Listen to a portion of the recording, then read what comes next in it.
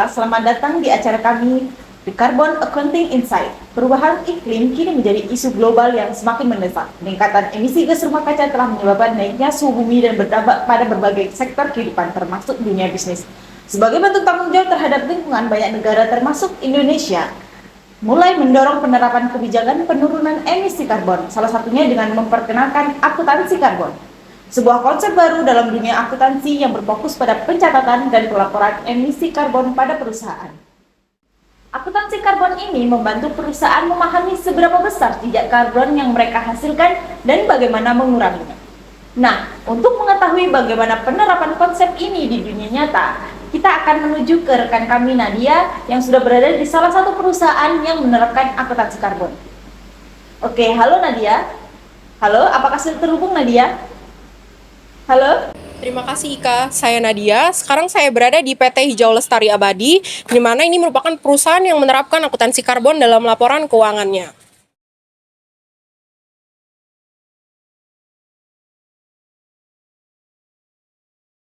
Bersama saya telah hadir Ibu Heber selaku pemilik perusahaan. Selamat siang Ibu.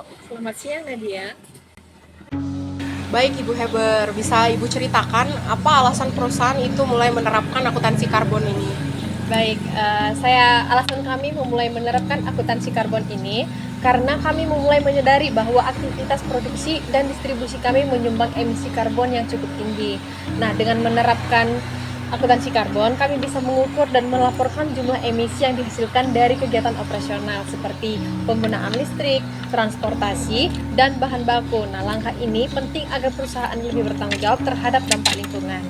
Menarik sekali ya Ibu, kalau dari sisi pelaporan keuangan, apakah penerapan akuntansi karbon ini membawa perubahan? Ya tentu saja Mbak, sekarang kami menambahkan bagian khusus dalam Sustainability Report yang membuat data emisi karbon yang strategi pengurangannya, dan kami juga mencatatkan biaya investasi dalam energi terbarukan serta efisiensi operasional. Jadi pelaporan kami lebih transparan dan menunjukkan komitmen terhadap keberlanjutan perusahaan kami. Wah, lalu bagaimana tanggapan para investor atau masyarakat setelah Ibu menerapkan sistem ini?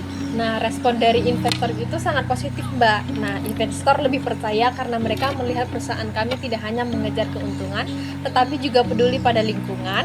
Meskipun begitu, tantangannya masih banyak. Nah, apa itu? Mulai dari kurangnya SDM yang paham konsep ini sampai belum adanya pedoman nasional yang seragam untuk melaporkan karbonnya gitu. Berarti bisa dibilang ini masih tahap awal, tapi progresnya sudah besar ya, Ibu? Iya, betul sekali, Mbak. Jadi kami percaya bahwa ini langkah penting untuk menuju bisnis kami yang lebih berkelanjutan, Mbak. Oh, baik, terima kasih atas waktunya Ibu Heber. Semoga perusahaan Ibu ini bisa menjadi inspirasi bagi perusahaan yang ada di Indonesia ini agar bisa menerapkan akuntansi karbon di laporan keuangannya. Ya, baik, terima kasih juga kepada Mbak Nadia sudah berkesempatan datang ke perusahaan kami. Baik, saya Nadia dari lokasi. Saya kembalikan ke Ika di studio.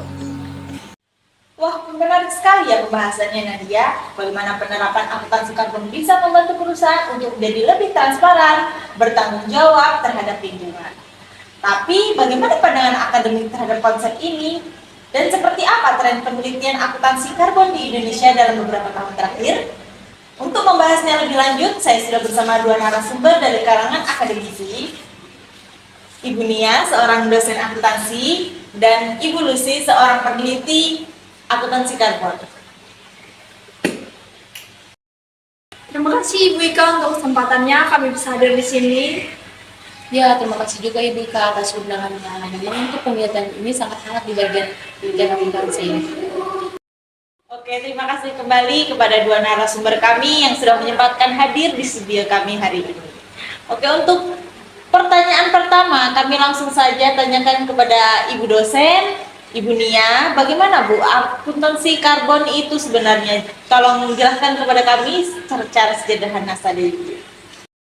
Jadi, akuntansi karbon adalah bagian dari akuntansi lingkungan yang berfokus pada pengukuran, pengakuan, dan pelaporan emisi rumah kaca yang dihasilkan dari aktivitas perusahaan. Tujuannya adalah untuk menciptakan transparansi dan akuntabilitas lingkungan, sekaligus membantu perusahaan menunjukkan tanggung jawab terhadap dampak operasionalnya kepada bumi. Wah, menarik sekali ya Ibu Nia. Lalu bagaimana perkembangan penelitian akuntansi karbon di Indonesia untuk sejauh ini? Nah, kalau kita lihat dari hasil kajian literatur, penelitian akuntansi karbon di Indonesia memang sudah berkembang, tapi masih terbatas Sebagian besar penelitian masih berfokus pada carbon disclosure atau pengungkapan karbon dalam laporan tahunan. Belum banyak yang meneliti pengukuran akuntansi karbon secara teknis. Wah, menarik. Lalu saya dengar Ibu juga sudah membawa data penelitian mengenai penelitian akuntansi karbon yang ada di Indonesia. Betul sekali Ibu Ika, berdasarkan analisis terhadap jurnal Sinta 2 dari tahun 2016 hingga 2025, terlihat adanya fluktuasi tren penelitian. Pada tahun 2016 hanya ada 2 penelitian yang sempat menurun pada tahun 2017, tetapi meningkat pesat hingga mencapai puncak tahun 2020 dengan 7 penelitian. Namun setelah itu jumlah menurun dan fluktuatif hingga tahun 2025. Ini menandakan bahwa ketertarikan akademik terhadap topik akuntansi karbon memang meningkat, tapi belum konsisten setiap tahunnya. Kalau kita lihat dari sisi sintasi jurnal, data di tabel 1 menunjukkan bahwa jurnal JAK memiliki jumlah sitasi tertinggi yaitu 158 sitasi dari satu artikel, sedangkan di jurnal JAKI memiliki 213 sitasi dari 5 artikel dengan rata-rata 42 sitasi per artikel. Hal ini menunjukkan bahwa reputasi dan visitabilitas jurnal sangat berpengaruh terhadap dampak penelitian akuntansi karbon di Indonesia. Oke, berarti penelitian mengenai akuntansi karbon di Indonesia ini sudah cukup berkembang, namun belum terlalu signifikan begitu ya, Bu? Betul, Ibu. Oke, itu saja mungkin penjelasan dari Ibu Nia. Kita lanjut ke narasumber kita yang kedua, Ibu Lucy, seorang peneliti. Oke, jadi metodenya menggunakan metode charting the file ya, Bu. Jadi bisa dijelaskan sedikit saja apa itu metode charting the file? Oke, jadi metode charting the file itu digunakan untuk memetakan tren dan arah penelitian dalam suatu bidang. Di sini kami menganalisis berbagai artikel di jurnal Indeks Sinta 2, Sinta 3 yang membahas akuntansi karbon. Di sini juga kami melihat topiknya, metodenya, bahkan variabel-variabel yang sering digunakan. Oke, jadi dari hasil penelitian itu apa temuan utamanya, Bu? Kami menemukan peningkatan penelitian yang cukup signifikan setelah tahun 2020. Tapi sebagian besar masih sikap deskriptif. Belum banyak yang menggunakan metode analisis mendalam seperti bibliometrik dan longitudinal. Ini menunjukkan bahwa riset akuntansi karbon di Indonesia masih sangat berkembang, belum matang sepenuhnya. Oke, jadi masih banyak peluang untuk dikembangkan untuk kedepannya ya, Bu? Ya, benar sekali. Kedepannya itu penelitian ini diarahkan pada pengaruh akuntansi karbon terhadap kinerja keuangan, nilai perusahaan, bahkan perilaku investor.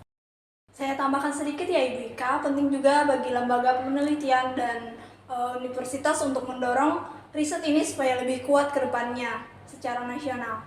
Oke, jadi penjelasan dari kedua narasumber kita hari ini sangat menarik ya. Oke, terima kasih Ibu sudah menyempatkan waktunya untuk hadir di liputan kali ini. Oke, dari pembahasan kita hari ini sangat menarik ya.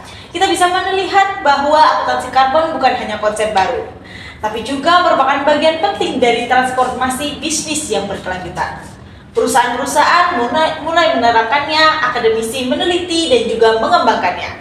Dan semua ini menuju satu tujuan bersama, menjaga bumi untuk generasi mendatang. Saya Ika dari The Carbon Accounting Insight. Terima kasih sudah menyaksikan dan sampai jumpa di liputan berikutnya.